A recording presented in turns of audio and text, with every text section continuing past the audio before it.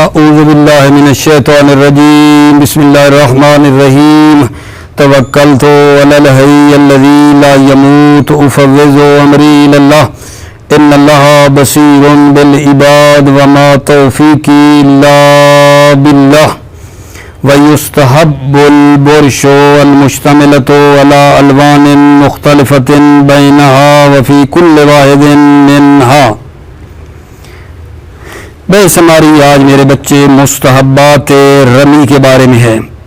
کل واجبات رمی کو بیان کیا تھا، 9 تھے، آج بیان کر رہے ہیں مستحبات رمی۔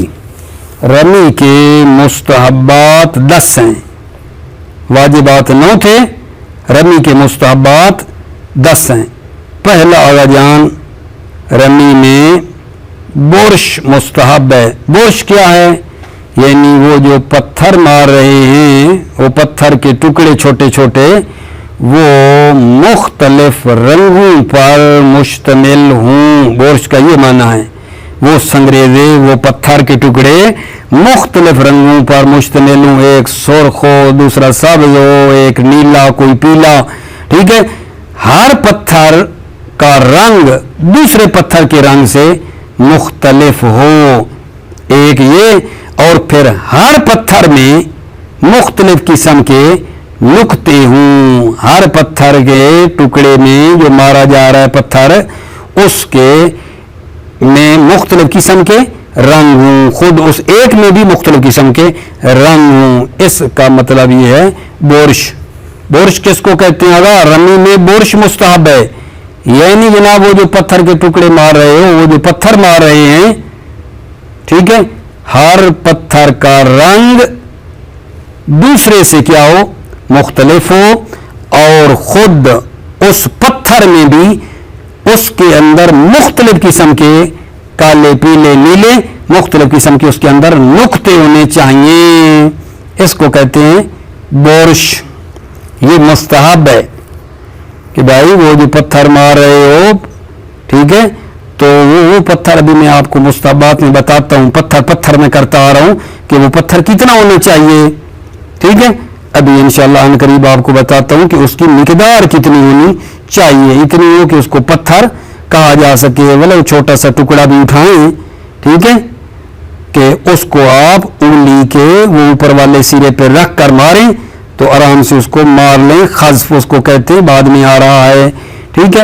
خلاصہ یہ ہے کہ وہ پتھر جو مارنا ہے، چاہے چھوٹا ہے، اس کا رنگ دوسرے پتھر سے کیا ہو؟ مختلف ہو، تیسرے کا رنگ مختلف ہو، چوتھے کا، پانچویں کا، چھٹے، ساتویں کا، ٹھیک ہے۔ ہر کا رنگ دوسرے کے رنگ سے نہ ملتا ہو، مختلف رنگوں والا برش ہوتا ہے، یعنی وہ حسات، وہ سنگریزے مختلف رنگوں پر مشتمل ہوں، ایک کا رنگ دوسرے سے نہ ملتا ہو، اور خود اس ایک میں بھی کئی رنگ ہوں، خود اس ایک میں بھی کئی نقطے ہوں۔ ایک تو ہر کا رنگ دوسرے پتھر سے مختلف ہو، اور خود وہ جو ایک ہے اس میں بھی کئی رنگ برنگ ہوں۔ یہ مستحب ہے اور اسی کو برش کہتے ہیں۔ دوسرا جو مستحب ہے رمی کا، وہ یہ ہے الملتقطوں، ہر ایک کو زمین سے الگ الگ چننا ہے، یہ مستحب ہے۔ رمی کے مستحب میں دوسرا کیا ہے جی؟ ملتقطہ، یعنی ہر ایک کو علیحدہ علیحدہ زمین سے چننا ہے۔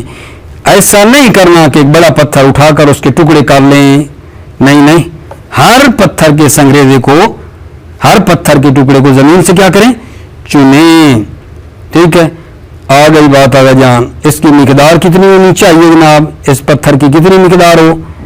انگلی کے سرا، یہ انگلی ہے نا، انگلی کا جو اوپر والا سرا ہے، اتنی مقدار جتنا ہو مستحب ہے۔ بقدر الانملہ، یعنی راس الاصابع، انگلیوں کا جو سرا ہے نا، ٹھیک ہے، انگلی کا سرا، اتنی مقدار جتنا وہ پتھر کا ٹکڑا ہونا چاہیے۔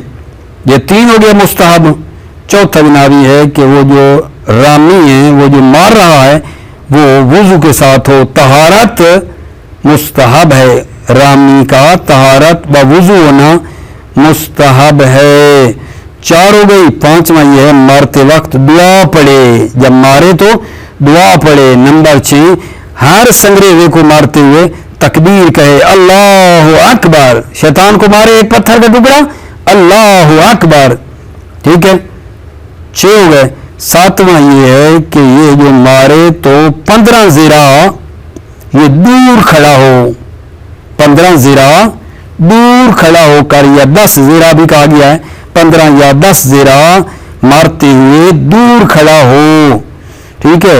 اور 8واں مستحب یہ ہے کہ یہ جو رمی کرے، ٹھیک ہے، خذفن ہو، رمی کرنا خذفن ہو۔ خذف کیا ہے؟ خذف کی جناب علی تقریباً 3 تفسیریں کی گئی ہیں اس خذف کی۔ ایک یہ کی گئی ہے، ٹھیک ہے، توجہ کرنا، جو مشہور بھی ہے کہ بائیں ہاتھ کے انگوٹھا، بائیں ہاتھ کے انگوٹھے کا جو باطن ہے، بائیں ہاتھ کے انگوٹھے کے باطن پر اس پتھر کے ٹکڑے کو رکھیں اور شہادت کی انگلی سے اس کو ماریں۔ یہ ایک ہے تفسیر خذف کی۔ خذف کی ایک اور تفسیر یہ کی گئی کہ رکھیں تو اسی بائیں ہاتھ کے انگوٹھے پر اس کو، اور مارے جو ہے درمیان والی انگلی سے ماریں، شہادت کی انگلی نہیں، درمیان والی انگلی سے ماریں۔ یہ بھی خذف کی تفسیر ہے۔ ایک تیسری تفسیر بھی ہے، وہ یہ ہے کہ اس کو کس کے ذریعے ماریں؟ انگلیوں سے ماریں۔ خذف بالحساب کو بتایا گیا کہ وہ جو ماریں تو انگلیوں کے ساتھ ماریں، انگلیوں کے ساتھ ماریں۔ یہ 3 تفسیریں اس خذف کی گئی ہیں، جو کہ کیا ہے بجان؟ مستحب ہے۔ 9واں مستحب یہ ہے کہ جب جمرہ کو مارے تو اس کے روبرو کھڑا ہو، مقابلے میں اس کے سامنے کھڑا ہو، ٹھیک ہے، سامنے اس کے کھڑا ہو، قبلہ کی طرف پشت ہو اور سیدھا اس کے مقابلے میں کھڑا ہو کر کھڑا ہونا اور مارنا کیا ہے؟ مستحب ہے۔ سیدھا روبرو استقبال جمرہ مستحب ہے رمی کرتے ہوئے، ٹھیک ہے۔ یہ 9 ہو گیا جناب علی، ٹھیک ہو گئی بات۔ اور 10واں مستحب یہ ہے کہ حاجی اپنی منزل سے رمی کرنے کے لیے جب جائے مارنے کے لیے تو پیدل چل کر جائے۔ پیدل چل کر رمی کرنا یہ کیا ہے؟ مستحب ہے۔ جی بھائیو میرے عزیزو، مستحبات رمی کتنے ہو گئے؟ 10۔ جلدی جلدی شمار کریں اور پھر ترجمہ کرتے ہیں۔ مستحبات رمی: پہلا برش، نمبر 2 ملتقطہ، نمبر 3 وہ پتھر کا ٹکڑا بے قدر الانمولا، انگلی کے سرے جتنا ہو، نمبر 4 وہ حاجی کی طہارت ہو، بوضو ہو کر مارے، نمبر 5 دعا پڑھے مارتے ہوئے، نمبر 6 تکبیر پڑھے مارتے ہوئے، نمبر 7 یہ ہے کہ 15 ذراع یا 10 ذراع دور ہو کر مارے، نمبر 8 یہ ہے کہ مارے تو اس کی کیفیت خذف والی ہو جو کہ بتایا ہے، اور نمبر 9 یہ بنتا ہے کہ اس جمرہ کے سامنے کھڑا ہو کر مارے، اور 10واں یہ ہے کہ پیدل چل کر جائے مارنے کے لیے۔ یہ 10 جناب علی مستحبات رمی ہیں، توجہ فرمائیے۔ بسم اللہ الرحمن الرحیم، توکلت علی اللہ حسبی اللہ۔ وَيُسْتَحَبُّ الْبُرْشُ الْمُشْتَمِلَةُ عَلَى أَلْوَانٍ مُخْتَلِفَةٍ بَيْنَهَا وَفِي كُلِّ وَاحِدٍ مِنْهَا۔ برش یستحب، اس حصہ میں، ان سنگریزوں میں برش مستحب ہے۔ برش المشتملۃ علی الوان مختلفۃ بینہا، یعنی وہ سنگریزیں مختلف رنگوں پر مشتمل ہوں۔ برش کا معنی یہ ہے المشتمل علی الوان مختلفہ بینہا، کہ وہ حصات، وہ سنگریزیں مختلف رنگوں پر مشتمل ہوں۔ ایک یہ وفی کل واحد منہا، ان حصات میں سے، ان سنگریزوں میں سے ہر ایک بھی مختلف رنگ رکھتا ہو، ہر ایک بھی مختلف رنگ رکھتا ہو۔ وَمِن ثَمَّ الْاِجْتِزَاءُ بِهَا عَنِ الْمُنَقَّطَةِ، اسی وجہ سے مصنف نے برش پر اکتفا کیا ہے، عن المنقطۃ،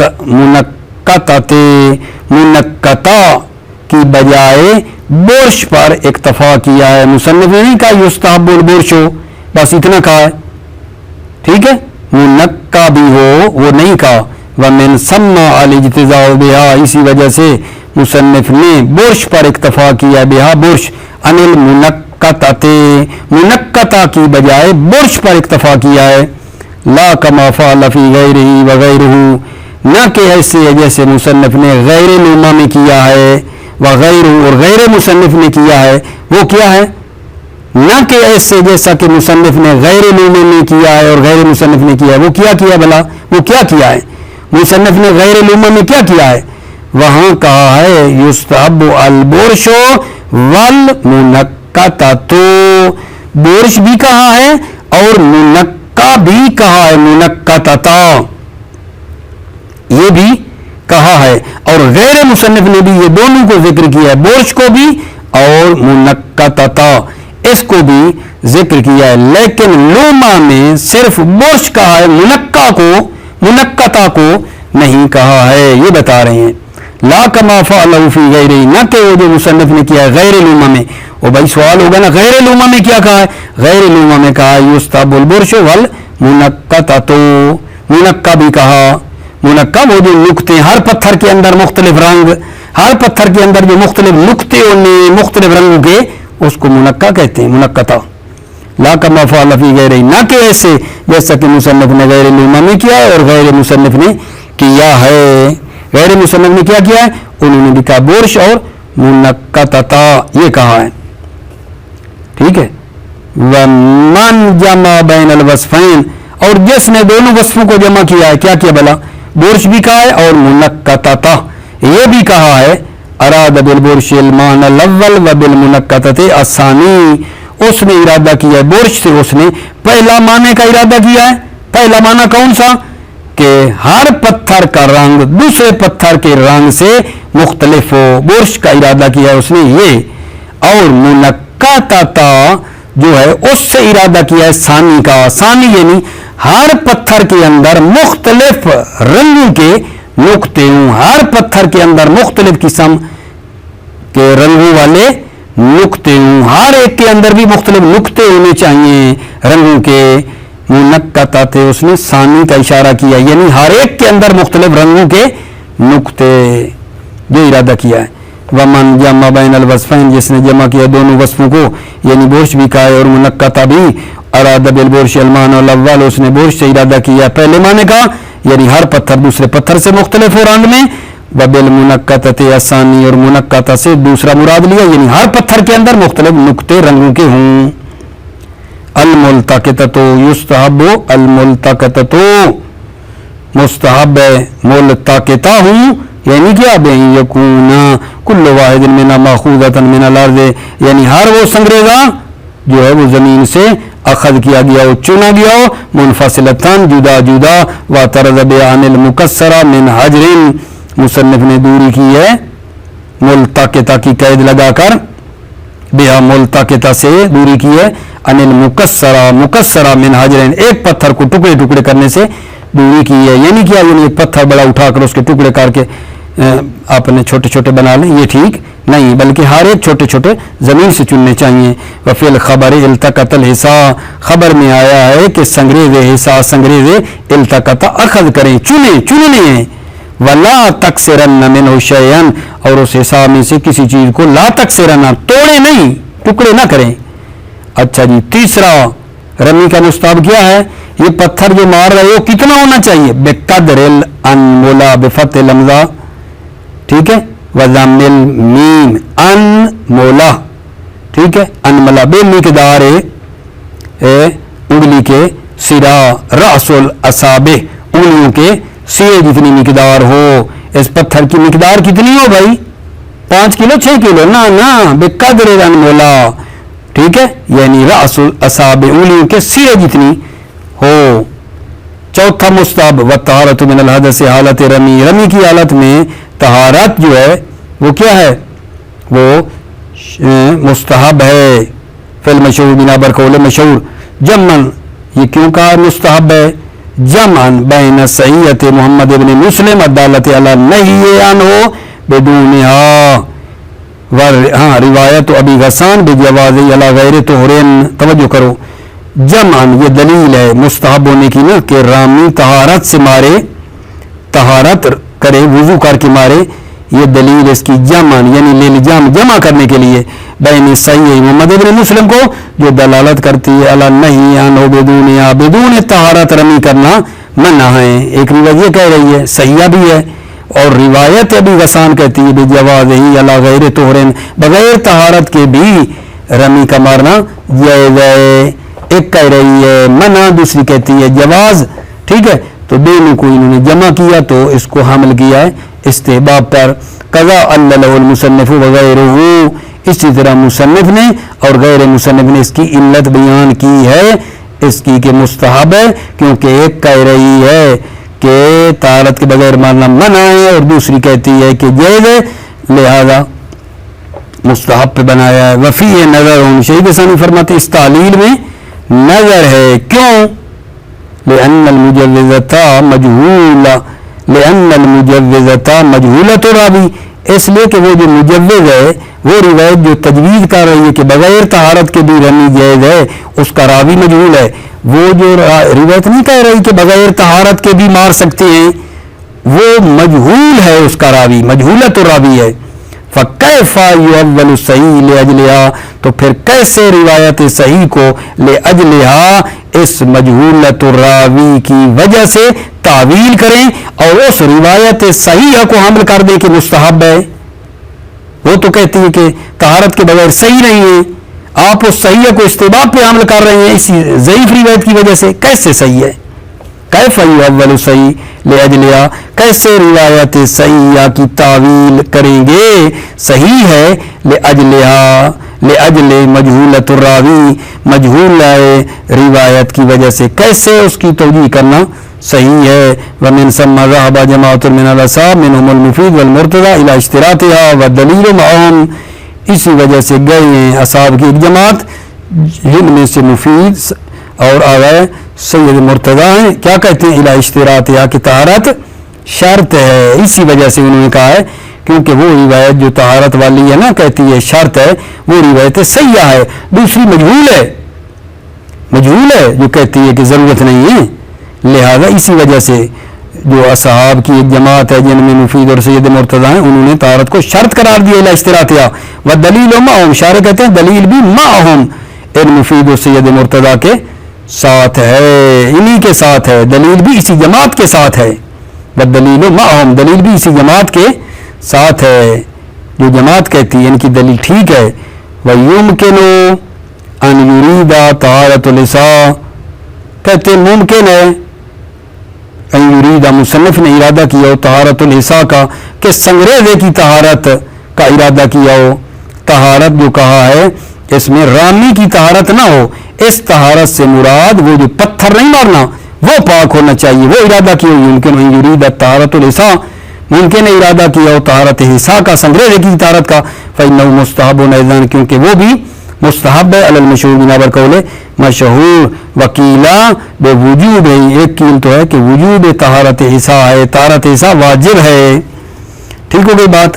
وانما کان الاول ارجا پہلا ارجا ہے طہارت حاجی اور رامی کی طہارت جو ہے نا یہ زیادہ ترجیح رکھتی ہے کہ اس سے ہم کہیں کہ رامی کی طہارت مراد ہے. انما کان الاول ارجا طہارت رامی ارجا ہے. کیوں؟ لأن سیاق اوصاف لسان ان یقولا اس لیے کہ سیاق جو ہے عبارت کا اوصاف حصہ کا حصہ کے جو اوصاف ہیں ان یقولا کہا جائے الطاہرہ لینتظم ما سبق منہا تاکہ منظم ہو جائے ما سبق منہا جو طہارت سے پہلے اس کے ساتھ اگر کہتے نا الطاہرہ یستحب البرش الملتقطۃ ٹھیک ہے بقدر الانملا والطاہرۃ ٹھیک ہے طاہرہ کہتے نہ طہارت اگر طہارت اس پتھر کی مراد ہے تو طاہرہ کہنا چاہیے. سیاق کو دیکھیں تو طاہرہ کہنا چاہیے نا طہارت.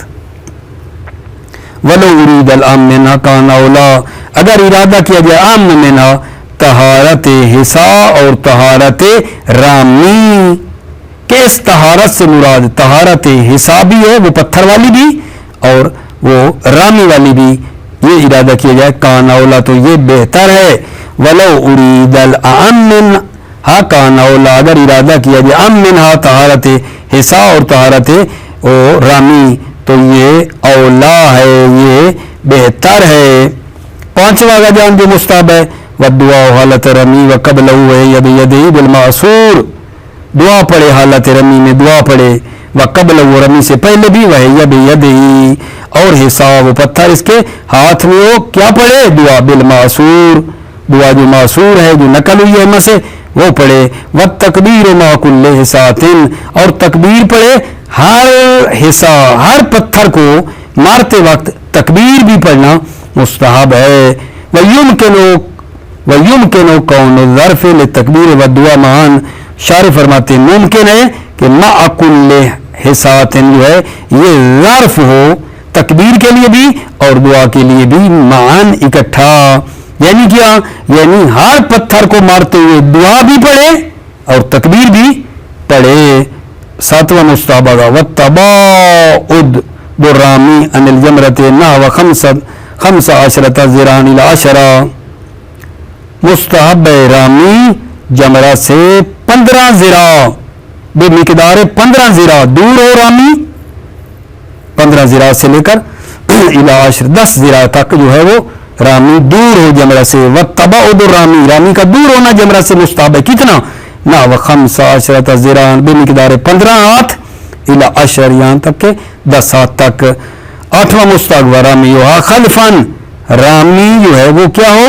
رمی کرے خزفن، وہ خزفن ہو۔ خزفن کی بتایا 3 تفسیریں، توجہ کرو۔ والمشہور فی تفسیر، مشہور خزفن کی تفسیر میں یہ ہے ان یضع الحصاة علی بطن ابہام الید الیمنا، ید الیمنا یعنی دائیں ہاتھ کے انگوٹھے کے باطن پر ایک پتھر کا ٹکڑا رکھے، ویدفعها بظفر السبابہ اور شہادت کی انگلی سے اس کو مارے۔ اچھا، واوجبہ جماعت، خذف کو واجب کیا جماعت نے منہم ابن ادریس بہذا المعنی، جن میں سے ابن ادریس بھی ہے بہذا المعنی، اس معنی میں جو ہم نے معنی کیا ہے جماعت نے خذف کو واجب قرار دیا، جس جماعت میں ابن ادریس بھی ہے اس معنی میں جو خذف ہے کون سا؟ کہ دائیں ہاتھ کے انگوٹھے کے باطن پر اس پتھر کے ٹکڑے کو رکھے اور شہادت کی انگلی سے مارے۔ والمرتضی، اور مرتضی نے بھی کہا ہے لیکن نوجع الدفع بظفر الوسطی، لیکن سید مرتضی نے کیا کیا جان؟ مارنے کو کہا درمیانی انگلی سے مارے، ٹھیک ہے۔ ہے خذف یہی کہ دائیں ہاتھ کے انگوٹھے کے باطن پہ رکھ کے، لیکن مارنے میں انہوں نے سید مرتضی نے کہا ہے کہ درمیانی انگلی سے مارے۔ ایک تیسری تفسیر جو آپ کو بتائیے وہ ہے جناب وفی السہا الخذف بالحصا الرمی بہا بالاصابع، سہا نام لغت ہے، شارح فرماتے ہیں سہا جو ایک لغت کا نام ہے، انہوں نے کیا کیا؟ الخذف بالحصا، خذف بالحصا جو ہے الرمی بہا بالاصابع، حصا پتھروں کو مارنا ہے انگلیوں کے ساتھ مارنا ہے، یہ خذف ہے۔ فرماتے ہیں وغیر مناف للمروی، یہ انگلیوں سے مارنے والی بات منافی نہیں ہے اس روایت کے الذی فسرہ بہ بالمعنی الاول، کہ جنہوں نے فسرہ اس کی تفسیر کی ہے بالمعنی الاول پہلے معنی کے ساتھ۔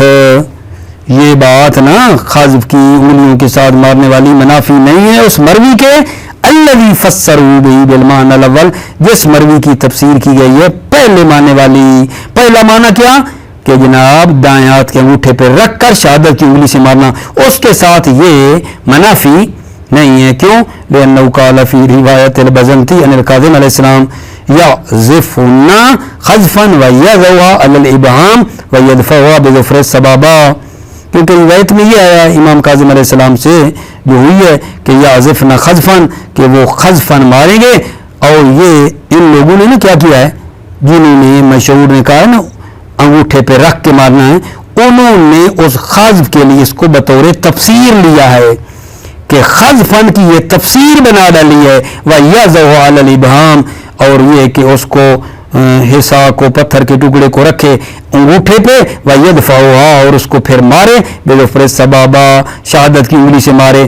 انہوں نے نا اس کی تفسیر لی ہے کہ یَضَعُ اس خذفن کی تفسیر ہے، لیکن شارح کیا فرماتے ہیں وظاہر العطف ان ذلك امر زائد علی الخذف، ظاہر عطف وَيَضَعُهَا، ظاہر عطف یہ کہ ان ذلك امر زائد الخذف کہ ذالکا یہ انگوٹھے پہ رکھ کر شہادت کی انگلی سے مارنے والا کام امر زائد ہے خذف پر. ایک خذف ہے اور پھر اس خذف سے یہ اضافی مستحب ہے. خذف بھی مستحب ہے اور پھر انگوٹھے پہ رکھ کر مارنا بھی مستحب ہے. دو مستحب ہیں. یعنی شارح تو یہ کہتے ہیں فَيَكُونُ فِيهِ سُنَّتان پس اس میں دو سنتیں ہیں. اِحْدَاهُمَا رَمْيُهَا خَذْفًا ایک یہ ہے کہ اس حصہ کو مارنا ہے خذفاً بالاصابع انگلیوں سے لا بغیرها نہ بغیر انگلیوں کی انگلیوں سے مارنا ہے. وَإِنْ كَانَ بِالْيَدِ اگرچہ ہاتھ سے بھی ماریں. وَالْأُخْرَى جَعَلُوهَا بِالْحَيَّةِ الْمَذْكُورَةِ اور دوسرا یہ ہے کہ رامی کو قرار دیا ہے حیت مذکورہ کے ساتھ کہ یہ بھی مستحب ہے. حیت مذکورہ کون سی؟ اس انگوٹھے پہ رکھ کے شہادت کی انگلی سے مارنا یہ الگ مستحب ہے اور پچھلا خذف الگ مستحب ہے. وَحِينَئِذٍ فَتَتَعَدَّى سُنَّةُ الْخَذْفِ بِرَمْيِهَا بِالْأَصَابِعِ كَيْفَ اتَّفَقَ اس وقت سنت خذف والی ادا ہو جاتی ہے رمی کریں انگلیوں سے یعنی انگلیوں کے مارنے سے خذف کی سنت ادا ہو جاتی ہے. کیف اتفق کیسے بھی اتفاق ہو جائے. وفیہ مناسبۃ اخرى فیہ آگا یہ جو خذف کی یہ تیسری تفسیر میں کہ انگلیوں کے ساتھ مارے یہ جو معنی فیہ یہ تیسرا معنی جو سیاہ والے نے کیا ہے سیاہ اللغت والے نے جو معنی کیا ہے نا الخذف بالحصى الرمی بها بالاصابع انگلیوں کے ساتھ مارنا یہ معنی مناسبت اخرى اس معنی کی مناسبت اخرى ایک دوسری مناسبت بھی ہے. وہ کیا ہے؟ للتباعد بالقدر المذکور مقدار مذکور کی دوری کے ساتھ بھی یہ سازگار ہے. مقدار وہ جو 15 ذرا دور ہو کے کھڑا ہونا ہے اس کے ساتھ بھی یہ انگلیوں والا مارنا سازگار ہے. فإن الجمع بينه وبين الخذف بالمعنيين السابقين بعید کیونکہ جمع کرنا بین تباعد کو کہ 15 ذرا دور بھی ہو اس تباعد کو بھی جمع کرنا و بین الخذف اور خذف کے وہ جو پہلے معنی ہیں اس بعید کو بھی دور بھی کھڑا ہو اور خذف کے وہ جو پہلے معنی بھی لیں ان کو جمع کرنا بعید ہے. کیسے بلا؟ وہ پہلے معنی تو یہ تھے کہ بائیں ہاتھ کے انگوٹھے پہ رکھ کر شہادت کی انگلی سے مارے یا دوسری تفسیر تھی درمیانی انگلی سے مارے ٹھیک ہے اور اتنا دور بھی کھڑا ہو. یہ اتنا جب دور کھڑا ہوگا تو اس طرح جو آپ نے طریقہ دیا ہے خذف کے پہلے دو معنی اس میں پھر اس کو جا کے لگنا مشکل ہو جائے گا بعید ہے. فإن الجمع بينه وبين الخذف بالمعنيين السابقين بعید جمع کرنا اس تباعد کو اور خذف کے پہلے دو معنی کو بعید ہے.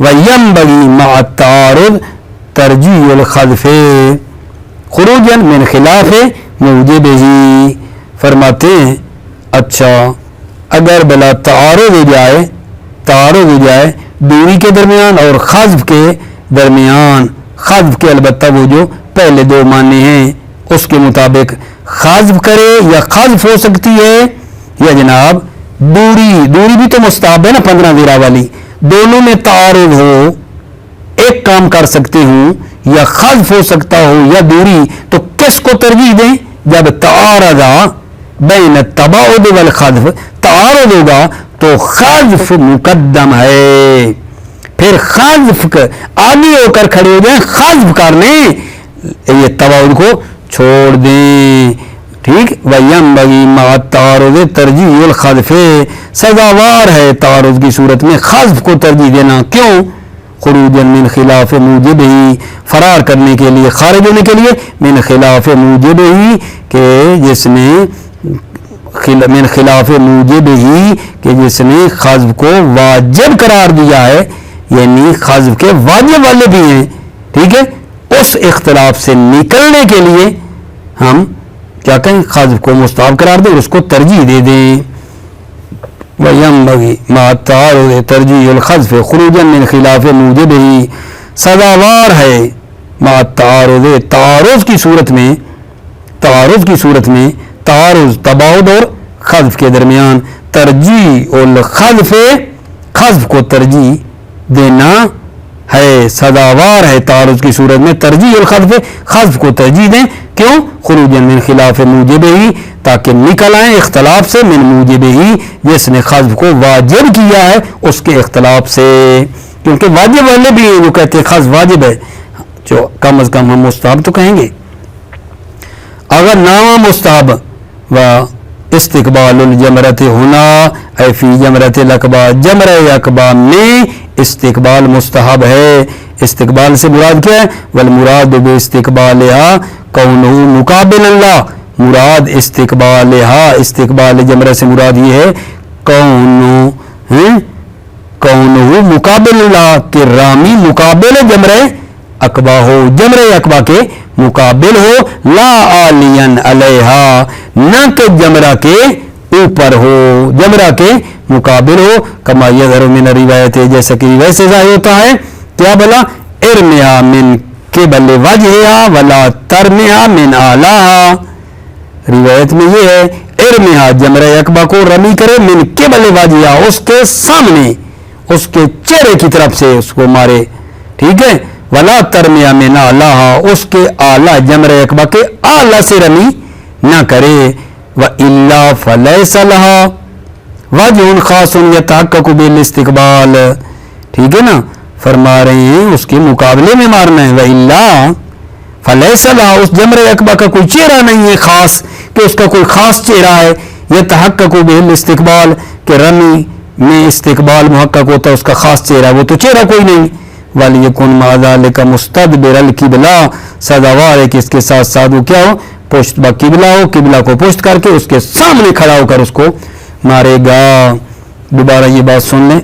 وَاسْتِقْبَالُ الْجَمْرَةِ ہونا، جمرہ میں استقبال مستحب ہے یہاں اے فی جمرۃ الاقبا، والمراد باستقبالها، استقبال جمرہ سے مراد کیا ہے؟ کونہ مقابل اللہ، کہ وہ رمی مقابل جمرہ اقبا کرے، لا علیہ علیہ، نہ جمرہ کے اوپر نہ ہو. کما یظہر من روایت، جیسا کہ روایت سے ظاہر ہوتا ہے ارمیا من قبل وجہا، جمرہ اقبا کو مارے اس کے سامنے سے، لا ترمیا من اعلیہا، رمی نہ کرے اس کے اوپر سے. وَإِلَّا فَلَيْسَ لَهُ وَجْهٌ، ورنہ اس کا کوئی خاص چہرہ نہیں ہے جمرہ کا. يَتَحَقَّقُ بِالِاسْتِقْبَالِ، کہ اس رمی میں استقبال جو ہے وہ محقق ہو. وَلْيَكُنْ مَعَ ذَلِكَ مُسْتَدْبِرَ الْقِبْلَةِ، اس کے ساتھ ساتھ پشت با وہ کیا ہو، قبلہ ہو. ٹھیک ہے جان. وَفِي الْجَمْرَةِ الْأَخِيرَتَيْنِ يَسْتَقْبِلُ الْقِبْلَةَ، وہ جو آخری دو جمرے اولا اور وسطی، ان میں يَسْتَقْبِلُ الْقِبْلَةَ، روبہ قبلہ ہوگا. ٹھیک ہے. اچھا 10ویں رمی کا جو مستحب ہے وہ یہ ہے وَالرَّمْيُ مَاشِيًا إِلَيْهَا مِن مَنزِلِهِ، رمی ماشین پیدل کرے، الیہ رمی کی طرف آتے ہوئے، ماشین پیدل ہے، من منزل منزل سے، الیہ رمی کی طرف کیا ہو، ماشین پیدل ہوا، رمی ماشین الیہ من منزل، حاجی منزل سے الیہ رمی کی طرف آئے، ماشین پیدل، لا راکبن نہ سوار ہو کر. وکیل الافضل و رمی، ایک قیل افضل رمی کیا، راکبن سوار ہو کر مارے. دلیل سوار ہو کر مارنے کی تاسین بنبی کریم صلی اللہ علیہ وآلہ وسلم ہے، یہ ضعیف ہے. ویضاف بانہ، یہ ٹھیک ہے، رما ماشین ایضاً، نبی کریم صلی اللہ علیہ وسلم نے پیدل چل کر بھی رمی کی ہے، پیدل بھی رمی کی ہے. رواہ علی بن جعفر عن اخیہ، رواہ اس ماشین کو روایت کیا علی بن جعفر عن اخیہ، حضرت امام موسیٰ کاظم علیہ السلام کے بھائی نے. السلام علیکم ورحمۃ اللہ وبرکاتہ.